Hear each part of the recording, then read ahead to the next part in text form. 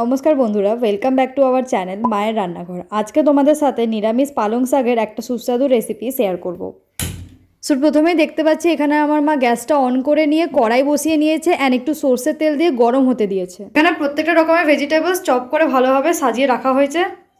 আলু, টমেটো, বেগুন, সিম, গাজর, মূলো আর একটু লঙ্কাও রয়েছে, কাঁচা লঙ্কা। আর এখানে শাক কেটে রাখা আছে। কি শাক বলে দাও? পালং শাক। পালং শাক এখানে কুচো করে রাখা আছে। কড়াই তেল গরম করলাম, একটু জিরে ফোড়ন দেবো। তোমরা 5 ফোড়ন দেবে, আমার মেয়েরা 5 ফোড়ন খায় না, তাই আমি জিরে ফোড়ন দিলাম, কাটিয়ে দিলাম। গ্যাসটাকে ফুল ফ্লেমে রাখবে কি সবাই? হ্যাঁ, কড়াই তেল গরম হয়ে গেছে, জিরেটা একটু ভাজা হয়ে গেছে। এবার একে একে প্রথমে আলু,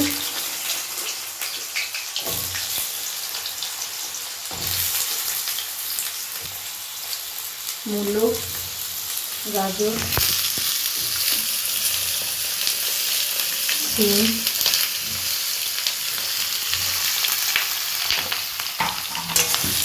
দিয়ে একটু হলুদ দিয়ে দেবো।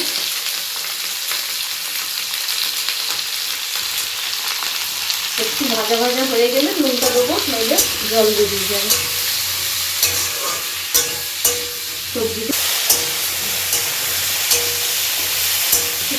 সবজিগুলো একটু একটু ভাজা ভাজা হয়ে গেছে। নুন দিয়ে দেবো একটু, তোমরা নিজেদের পরিমাণ মতো নুন দিয়ে দেবে। এবার এখানে একটু টমেটো আর একটু বেগুন দিয়ে দেবো।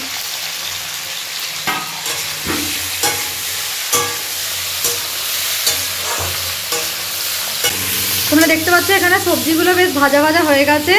এই অবস্থায় আমরা একটু আদা বাটা, এবার একটুখানি 1 চামচ আদা বাটা মিশিয়ে দিলাম, জল দিলাম, আর একটুখানি জল দিয়ে দিলাম।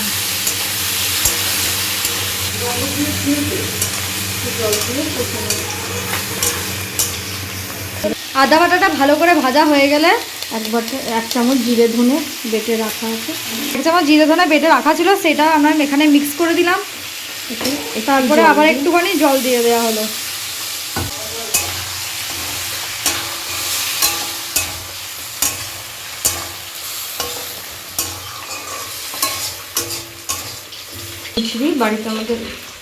আমাদের বাড়িতে আমরা জেনারেলি চিনি একদমই বন্ধ করে দিয়েছি, তাই জন্য এখানে দেখো আমরা চিনির বদলে মিছরি মেশাচ্ছি। তোমরা চিনিও দিতে পারো, তোমরা যারা চিনি খাও তারা ওটা ইউজ করতে পারো।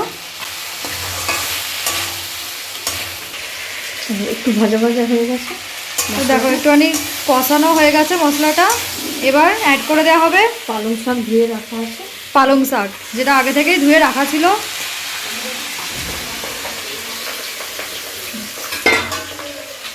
এবার চাপা দিয়ে এই সময় কিন্তু গ্যাসটা একদম লো ফ্লেম করে দেবে। 3 মিনিট পর ঢাকাটা খুলে দেখবো, তো প্রায় 15 মিনিট পর আমরা ঢাকাটা খুলে দেখছি, জলটা দেখতে পাচ্ছি ভালোভাবে শুকিয়ে গেছে। এবার ভালো করে মিক্স করে দেওয়া হচ্ছে। এবার দেখো তারপরে আরেকটুখানি জল অ্যাড করা হচ্ছে। আস্তে এবার ফুল ফ্লেমে কিন্তু দিয়ে দেওয়া হলো। ভালো করে মিক্স করে দেবো, বাড়িতে তৈরি করে রাখা। এবার দেখো এখানে এই বাড়িতে তৈরি করা গরম মশলাটা 1/4 স্পুন মতো মিশিয়ে দেওয়া হলো।